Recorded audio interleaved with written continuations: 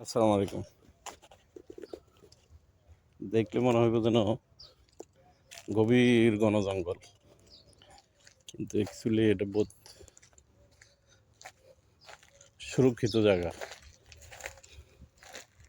ঘন জঙ্গলে ভরা, এত তাপমাত্রার ভিতরে এখানে এত সুন্দর ঠান্ডা।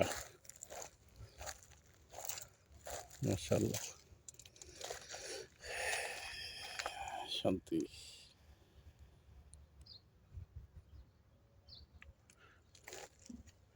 নীরব,